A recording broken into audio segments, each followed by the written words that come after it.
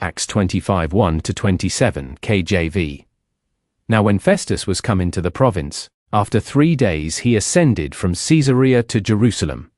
Then the high priest and the chief of the Jews informed him against Paul, and besought him, and desired favor against him, that he would send for him to Jerusalem, laying wait in the way to kill him.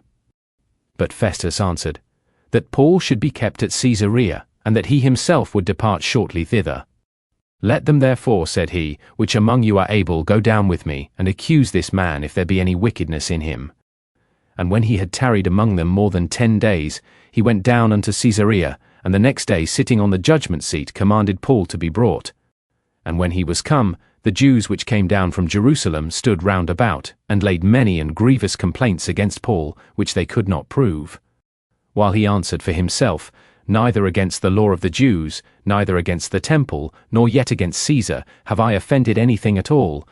But Festus, willing to do the Jews a pleasure, answered Paul, and said, Wilt thou go up to Jerusalem, and there be judged of these things before me? Then said Paul, I stand at Caesar's judgment seat, where I ought to be judged. To the Jews have I done no wrong, as thou very well knowest. For if I be an offender, or have committed anything worthy of death, I refuse not to die. But if there be none of these things whereof these accuse me, no man may deliver me unto them. I appeal unto Caesar. Then Festus, when he had conferred with the council, answered, Hast thou appealed unto Caesar? Unto Caesar shalt thou go. And after certain days King Agrippa and Bernice came unto Caesarea to salute Festus. And when they had been there many days, Festus declared Paul's cause unto the king, saying, There is a certain man left in bonds by Felix, about whom, when I was at Jerusalem, the chief priests and the elders of the Jews informed me, desiring to have judgment against him. To whom I answered, It is not the manner of the Romans to deliver any man to die, before that he which is accused have the accusers face to face, and have license to answer for himself concerning the crime laid against him.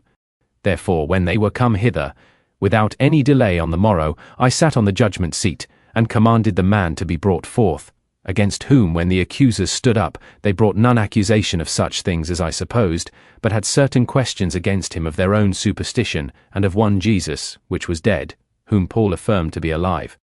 And because I doubted of such manner of questions, I asked him whether he would go to Jerusalem, and there be judged of these matters. But when Paul had appealed to be reserved unto the hearing of Augustus, I commanded him to be kept, till I might send him to Caesar. Then Agrippa said unto Festus, I would also hear the man myself. Tomorrow, said he, thou shalt hear him. And on the morrow, when Agrippa was come, and Bernice with great pomp, and was entered into the place of hearing, with the chief captains and principal men of the city, at Festus's commandment Paul was brought forth. And Festus said, King Agrippa, and all men which are here present with us, ye see this man, about whom all the multitude of the Jews have dealt with me, both at Jerusalem, and also here, crying that he ought not to live any longer. But when I found that he had committed nothing worthy of death, and that he himself hath appealed to Augustus, I have determined to send him, of whom I have no certain thing to write unto my Lord. Wherefore I have brought him forth before you, and specially before thee, O King Agrippa, that, after examination had, I might have somewhat to write. For it seemeth to me unreasonable to send a prisoner, and not withal to signify the crimes laid against him.